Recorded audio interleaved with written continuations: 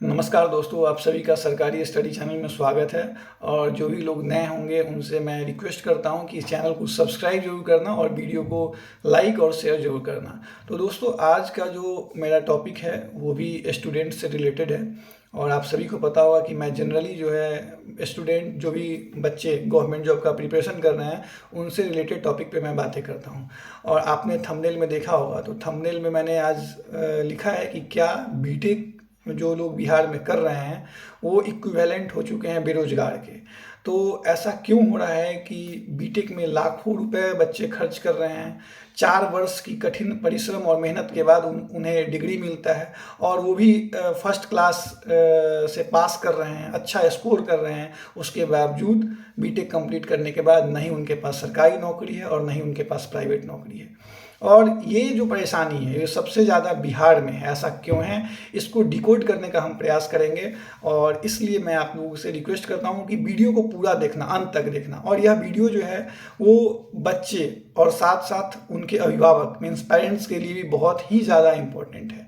क्योंकि जनरली आज के समय में क्या हो रहा है ना, बच्चे के ऊपर एक्सट्रीम प्रेशर बन रहा है। क्यों? क्योंकि 4 साल जो है वो मेहनत करते हैं, 4 साल मेहनत करने के बाद बहुत अच्छे मार्क्स से वो लोग पास कर रहे हैं, इस उम्मीद के साथ कि अब उन्हें जॉब लगेगा, या इस उम्मीद के साथ कि वो अब कोई सरकारी जॉब का मीन्स सरकार में इंजीनियर बनेंगे, सरकारी इंजीनियर बनेंगे। और कहीं ना कहीं ये तमन्ना इच्छा उनके पेरेंट्स की भी होती है कि भाई हमने पैसा लगाया है, मेरे बच्चे ने मेहनत किया है, तो इसका फल अब हमें मिलेगा। लेकिन बिहार में जो मैक्सिमम कोर ब्रांच के जो इंजीनियर है, खासतौर पर सिविल और मैकेनिकल, इनकी स्थिति जो है बद से बदतर होते जा रही है। और ख़ास तौर पे जिन लोगों ने भी बीटेक किया है उनकी स्थिति जो है वो सबसे ज़्यादा दयनीय है।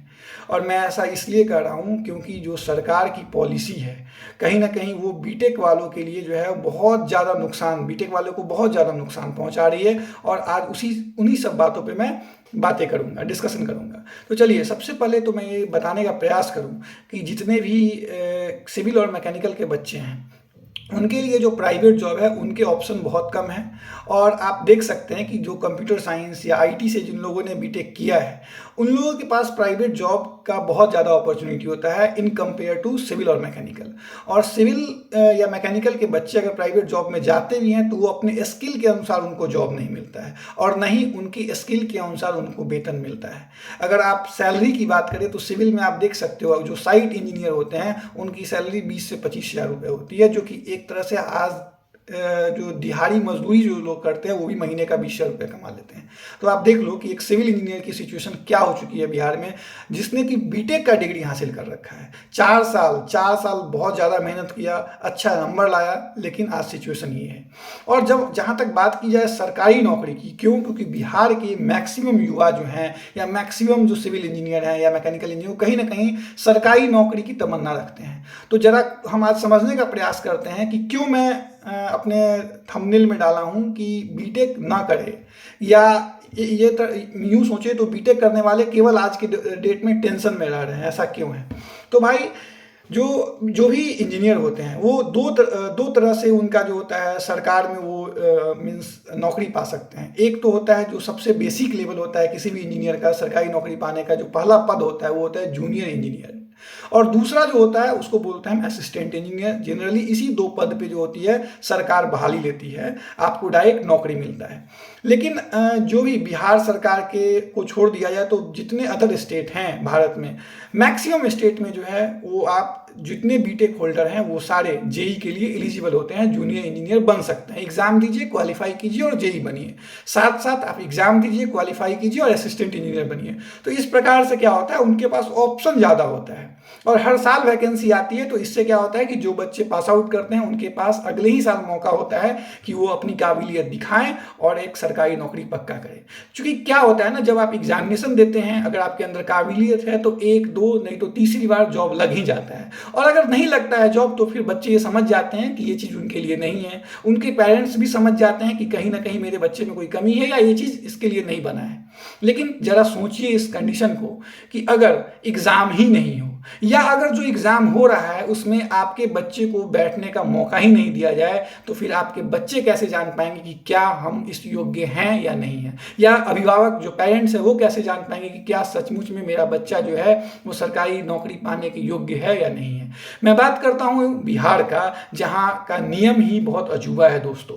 मैं सबसे पहले ये बताना चाहूँगा कि जितने भी बीटेक होल्डर हैं, जो भी बच्चे ने बीटेक का डिग्री हासिल किया है 10+2 के बाद, मीन्स आपने डिप्लोमा अगर नहीं किया है तो आप जूनियर इंजीनियर नहीं बन सकते हैं। ये तो सबसे बड़ा जो है, ये सबसे बड़ा रूल जो है वो बीटेक होल्डर के अगेंस्ट में जाता है। क्यों? क्योंकि आपने इतना पैसा खर्च किया, एक बड़ी डिग्री हासिल की और आपके पास नॉलेज भी बहुत अच्छा है, लेकिन बिहार सरकार बोलती है कि नहीं, मुझे इस नॉलेज के लोग जो है इस जॉब के लिए नहीं चाहिए। और बिहार सरकार जो है वो जेई के लिए बीटेक वालों को अलाउ नहीं करती है। अगर आपको जेई बनना है तो आपको कंपलसरी डिप्लोमा करना होगा दोस्तों। तो जो भी लोग इस वीडियो को देख रहे हैं, मैं उनसे अपील करना चाहूँगा दोस्तों कि आज के समय में अगर आप बिहार सरकार में जेई बनना चाहते हैं या बिहार सरकार में नौकरी पाना चाहते हैं दोस्तों, तो पहले आप लोग डिप्लोमा जरूर कर लेना। क्यों? क्योंकि बिहार सरकार में बीटेक करके आओगे तो बिहार सरकार आपको जूनियर इंजीनियर का नौकरी नहीं देगा। जबकि आप बगल के स्टेट में चले जाओ या आप सेंट्रल की बात करते हो, जब हम एसएससी जेई की बात करते हैं, आरआरबी जेई की बात करते हैं, तो हर जगह जो है एलिजिबल होते हैं बीटेक वाले। लेकिन बिहार एक अजूबा स्टेट है, यहाँ पे एलिजिबिलिटी में ये एक बहुत बड़ा धांधली है दोस्तों। और दूसरा जो एक जॉब होता है जो बिहार सरकार बोलती है कि हमने बीटेक वालों के लिए बनाया है, बीटेक वाले इस जॉब के लिए एलिजिबल है, वो है असिस्टेंट इंजीनियर, जिसको बोलते हैं सहायक अभियंता। लेकिन दुर्भाग्य की बात यह है कि बिहार सरकार के जो रूल और पॉलिसी है वो सहायक अभियंता एग्जाम के लिए और बद से बदतर है, जहां बीटेक के जो फ्रेशर कैंडिडेट हैं उनका सिलेक्शन लेना बहुत ही मुश्किल है। और मैं बता दूं आप लोगों को दोस्तों कि जो अभी एग्ज़ाम सहायक अभियंता का हो रहा है उसमें जो है 25% एक्स्ट्रा मार्क जो भी लोग कॉन्ट्रैक्ट बेसिस पे हैं उनको दिया जा रहा है। तो आप समझ लो कि एक ऐसा रेस में आप दौड़ रहे हो जहां की बहुत सारे लोग जो हैं, बहुत सारे लोग आपसे 25 मीटर पहले खड़े हैं और उनको दौड़ना है, 100 मीटर कंप्लीट करना है, और आपको भी 100 मीटर कंप्लीट करना है, लेकिन आप जो है वो जीरो से स्टार्ट कर रहे हैं। तो सोचो कितना बड़ा एडवांटेज उन लोगों को दिया जा रहा है और कितना बड़ा नाइंसाफी जो है वो बीटेक फ्रेशर कैंडिडेट के साथ किया जा रहा है। तो इसलिए मैंने बोला है दोस्तों कि ये वीडियो देखना और समझना बहुत जरूरी है अभिभावक पेरेंट्स के लिए भी, कि सच में उनके बच्चे पे क्या बीत रही है और सच में उनके बच्चे जो है कितने प्रेशर में है। आप थोड़ा सोचिएगा कि आपके पास काबिलियत है। अभी बच्चों ने एग्जाम दिया है बीपीएससी का, उसमें बहुत अच्छा स्कोर उनका आ रहा है, 270 नंबर, 280 नंबर, 290 नंबर लाना आसान बात नहीं होता है 400 में। क्योंकि किसी भी कॉम्पिटिटिव एग्जाम में अगर बच्चे 70% लाते हैं ना तो वो सिक्योर्ड रहते हैं कि भाई उनको नौकरी मिल रहा है। लेकिन बिहार एक अजूबा राज्य है जहां बच्चे 300 नंबर लाने के बाद भी सिक्योर्ड नहीं है, मीन्स 70-75% नंबर लाने के बाद सिक्योर्ड नहीं है। क्यों? क्योंकि उनके समकक्ष जो है खड़े हैं कॉन्ट्रैक्ट वाले, संविदा वाले, जिनका 200 नंबर भी नहीं आ रहा है, लेकिन उनको 133 नंबर ऐड होकर 300 प्लस नंबर बन जाता है और उनका सिलेक्शन हो जाता है। तो फिर मैं पूछना चाहूँगा सरकार से कि आखिर बीटेक वाले क्या करें, और फिर सरकार क्यों हर एक जिला में इंजीनियरिंग कॉलेज खोल रही है और इतना ज़्यादा जो है इंजीनियरिंग के सिविल या मैकेनिकल डिपार्टमेंट का सीट अलॉट कर दे। क्यों? अगर ऐसा आप कर दो फिर कि बीटेक का कॉलेज ही बंद कर दो और बच्चों को बोलो कि भाई आप डिप्लोमा करें और डिप्लोमा के बाद बीटेक करें अगर करना है तो, ताकि आप जेई और एई दोनों में एलिजिबल होगे। तो बच्चे जो यहाँ 10th के बाद 10+2 कर रहे हैं, बाहर जाके तैयारी करके अच्छे कॉलेज में अपना नामांकन, अपना एडमिशन लेते हैं और उसके बाद बीटेक का डिग्री हासिल करने के बाद उनको पता चलता है कि बिहार में जेई नहीं बन सकते हैं, और जब एई का एग्जाम देने जाते हैं तो उनको पता चलता है कि इतना बड़ा 25% का संविदा स्कैम हो चुका है। तो भाई वो नौकरी कहाँ लेंगे? और जहाँ तक बात रही प्राइवेट जॉब की, तो आप सबको पता होगा कि बिहार में प्राइवेट जॉब का कोई कॉन्सेप्ट नहीं है। कॉन्सेप्ट इसलिए नहीं है कि अगर आपको प्राइवेट जॉब करना है भाई तो आप बिहार से बाहर निकलो, अपने राज्य में आपके पास मौका नहीं है। क्यों? क्योंकि कंपनियां नहीं है। ऐसे भी जो सिविल और मैकेनिकल है उनका बाहर भी जाइए तो बहुत ज़्यादा स्कोप नहीं है प्राइवेट जॉब का, बहुत ज़्यादा कंपनियां नहीं है। लेकिन बिहार में तो और भी नहीं है, और जो कंपनी है वो आपको एज ए इंजीनियर आपको जॉब नहीं देगी, वो एज ए मुंशी आपको जॉब देगा। ये शब्द जो है वो थोड़ा बहुत सारे लोगों को सुनने में लगेगा कि ये क्या बोल रहा है, लेकिन मैं सच्चाई बता रहा हूँ कि अगर आप साइट पे जॉब कर रहे हैं ना, अगर आप साइट पे जॉब कर रहे हैं तो आप भूल जाइए। अगर आपके बच्चे साइट पे जाके जॉब कर रहे हैं तो आप भूल जाइए कि आप इंजीनियर हैं, आप एक मुंशी का जॉब कर रहे हैं और आपको तनख्वाह भी उसी का मिल रहा है। तो इससे बेटर है मैं उन तमाम अभ्यर्थियों से अपील करना चाहता हूं और मैं उन तमाम उनके पेरेंट्स से अपील करना चाहता हूं कि थोड़ा बच्चों को समय दे और उनके दुख को समझे कि उनके साथ क्या हो रहा है, क्योंकि बहुत सारे पेरेंट्स जो हैं वो समझ ही नहीं पा रहे हैं उनके बच्चों के साथ क्या हो रहा है। उनको लग रहा है कि शायद मेरे बच्चे में कमी है, लेकिन आपके बच्चे में कमी नहीं है, आपके बच्चे में भर भर के काबिलियत बड़ी है, लेकिन उनको सही से मौका नहीं दिया जा रहा है, उनको अपने क्या हुनर को दिखाने का मौका नहीं मिल रहा है। तो मैं अब बच्चों से रिक्वेस्ट करना चाहूँगा कि भाई थोड़ा अपने ट्रैक को चेंज कीजिए। दर्द होता है क्योंकि 4 साल हमने बहुत ज़्यादा मेहनत किया और पिछले 4 साल से भाई हम लोग लगातार तैयारी, कोई बच्चा 4 साल से, कोई बच्चा 5 साल से, कोई बच्चा 8-8 साल से तैयारी कर रहा है कि भाई हम असिस्टेंट इंजीनियर बनेंगे, हम जेई बनेंगे, लेकिन आप देख लो जो सरकार की पॉलिसी है उसके अंतर्गत आप लोग नहीं बनने वाले हो। तो आप लोग को ही अपना डायरेक्शन चेंज करना पड़ेगा। कहीं ना कहीं जो अभी अलग अलग एग्जाम आ रहा है, बीपीएससी जैसे आप देखो एईडीओ का एग्जाम आ रहा है, या बीएसएससी जो एग्जाम ले रही है एएसओ के पोस्ट के लिए, ये सब भी जो पोस्ट है वो अच्छा पोस्ट है। हालांकि इसमें भी सरकार ने पॉलिसी ला दिया है 25% संविदा कर्मी का, लेकिन फिर भी मैं कह सकता हूं कि चूंकि सीट ज़्यादा है, एग्जाम होगा, और जो अगर प्रिपरेशन की बात किया तो कहीं ना कहीं 70% जो सिलेबस है वो हम लोग ऑलरेडी कवर कर चुके हैं, नॉन टेक का भी। तो भाई मैं आप लोगों से अपील करना चाहूँगा कि आप लोग जो हैं वो थोड़ा सा अपने आप को चेंज करें और इन सारे एग्जाम पे भी अपने आप को फोकस करें, जैसे बीपीएससी एईडीओ का एग्जाम हो गया, बीएसएससी सीजीएल का एग्जाम हो गया, या फिर जो भी अदर वैकेंसी निकलती है उस पर भी आप लोग फोकस करें और कोशिश करें कि उसको क्रैक किया जाए। क्यों? क्योंकि जैसा कि मैंने थंबनेल में बताया है कि बिहार में या बिहार से अगर आपने बीटेक किया है तो भाई जॉब लग पाना, सरकारी नौकरी भी नहीं, सरकारी इंजीनियर बन पाना तो भाई नामुमकिन सा हो गया है। और मैं एक और चीज़ कहना चाहूँगा कि बहुत सारे जो पेरेंट्स हैं वो बहुत ज़्यादा चिंतित हो रहे हैं कि मेरे बच्चे का जॉब नहीं लग पा रहा है, मेरे बच्चे जो हैं वो जॉब में नहीं जा पा रहे हैं। तो मैं उन सभी को यह कहना चाहूँगा कि ये वक्त है कि आप अपने बच्चों के साथ खड़े रहें।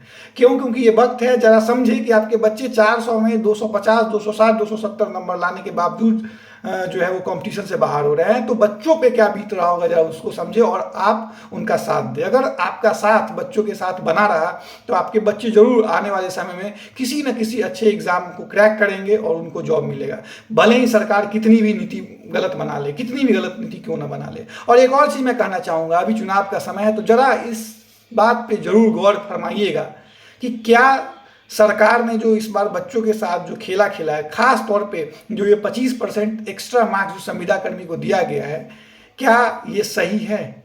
अगर सही नहीं है तो सरकार को हम लोग को बताना पड़ेगा और ये आप बस बता सकते हैं अभी अपने वोट के जरिए। तो इसलिए इस बार जो भी प्रत्याशी आपके क्षेत्र से हैं उनको यह इस बात का एहसास दिलाइए कि बहुत बड़ा जो है अन्याय हो रहा है बच्चों के साथ बिहार में। इस अन्याय को वो लोग जल्द से जल्द रोके, क्योंकि आपके बगल में बहुत सारे स्टेट हैं। मैं अपनी बात करता हूं तो मैंने महाराष्ट्र से इंजीनियरिंग किया था और आप सभी को जान के ताज्जुब होगा कि मेरे जितने भी दोस्त थे महाराष्ट्र के वो सब आज कहीं ना कहीं असिस्टेंट इंजीनियर या जूनियर इंजीनियर बन चुके हैं। क्यों? क्योंकि जब से उन्होंने पास आउट किया, आई थिंक 2018 में मैं पास आउट किया हूँ, 2018 से वो लोग 4-5 बार एग्जाम दे चुके हैं, केवल असिस्टेंट इंजीनियर का 4-5 बार वो लोग जेई का एग्जाम दे चुके हैं। लेकिन जरा बिहार के बच्चों का दर्द समझिए कि 2017 में कंबाइंड वैकेंसी आई थी, 2017 में दोस्तों आई थी असिस्टेंट इंजीनियर बनने का मौका, 2017 में बिहार सरकार ने दिया था जब मैं कॉलेज में था। उसके बाद पहली कंबाइंड वैकेंसी 2025 में आई है। तो 8 साल के लंबे अंतराल के बाद वैकेंसी आई, और वैकेंसी आई भी तो बिहार सरकार ने संविदा कर्मियों को इसमें भरपूर छूट दे दिया। यूं मानो तो संविदा कर्मी को बिहार सरकार ने अपना दामाद बना लिया।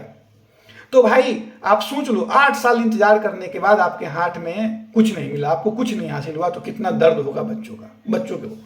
और दूसरी बात, जहाँ तक बात रही जूनियर इंजीनियर की, तो 2018 के बाद जूनियर इंजीनियर का भी कोई परीक्षा नहीं हुआ है। और जो परीक्षा होने वाला है, जो अभ्यर्थियों को मौका मिलेगा जूनियर इंजीनियर बनने का, उसमें भी बीटेक वालों को अलाउ नहीं किया गया है, केवल डिप्लोमा वालों को अलाउ किया गया है, या जो डिप्लोमा प्लस बीटेक है उनको, उनमें भी 25% संविदा कर्मियों को लाभ मिल गया है। तो आप देखो कि बिहार सरकार जो है हर जगह कहीं ना कहीं जो फ्रेशर कैंडिडेट है उसका गला काटने में लगी पड़ी है।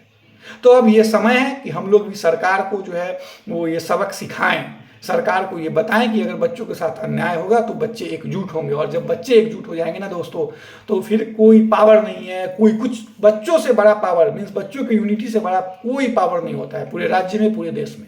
और इसका एग्जाम्पल अभी नेपाल में आप देख सकते हैं, इसका एग्जाम्पल अलग अलग स्टेट में देख सकते हैं। जब बच्चे अपने पे आ जाते हैं और आंदोलन करना स्टार्ट कर जाते हैं तो हर एक बच्चा भगत सिंह बन जाता है, हर एक बच्चा भगत सिंह बन जाता है। उसके बाद जो है सोच लो क्या होगा। तो इसलिए ये समय है, आपने जो गलत पॉलिसी बनाई है, गलत रूल बनाए हैं, उसको आप लोग बदलो। और एटलीस्ट जो एक हो रहा है ना कि संविदा कर्मी बार बार जो है वो लाभ ले रहे हैं 25% एक्स्ट्रा मार्क्स का, उसको तो एटलीस्ट खत्म किया जाए। और उसके लिए लगातार बच्चे मेल कर रहे हैं, लेकिन ये दुर्भाग्य है कि एक त्रिकोणीय मुकाबला बिहार में बन चुका है। एक तरफ आप देखिए कि चुनाव में त्रिकोणीय मुकाबला है, जहां पे 3 अलग अलग पार्टी जो है सरकार बनाने में लगी हुई है, और एक तरफ जो है वो त्रिकोणीय मुकाबला चल रहा है बच्चा जो बीपीएससी असिस्टेंट इंजीनियर के अभ्यर्थी हैं उनके, और आरसीडी, जीएडी और बीपीएससी के बीच में।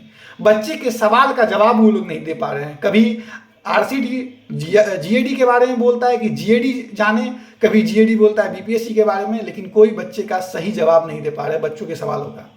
तो दोस्तों मैं उम्मीद करता हूं कि ये वीडियो आपको समझ में आया होगा, और सबसे ज़्यादा बच्चों से ज़्यादा ये वीडियो उनके अभिभावक पेरेंट्स के लिए था कि आपके बच्चे कितने प्रेशर में हैं।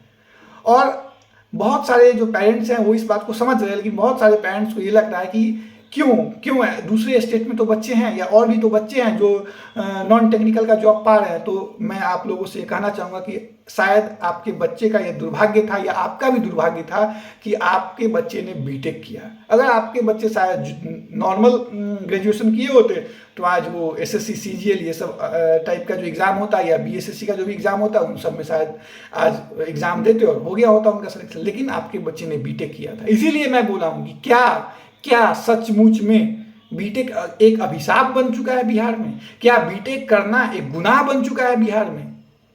क्या बीटेक सचमुच में एक बेरोजगारी का थप्पा बन चुका है बिहार में? जरा सोचिएगा दोस्तों, और आपकी जो राय होगी वो कमेंट बॉक्स में कमेंट करके बताइएगा। उम्मीद करते हैं ये वीडियो आप लोगों को पसंद आया हो। तो एक बार मैं फिर से कहना चाहूँगा कि इस चैनल सरकारी स्टडी को सब्सक्राइब कीजिएगा, और वीडियो को लाइक और शेयर कीजिएगा। Thank you for watching my video.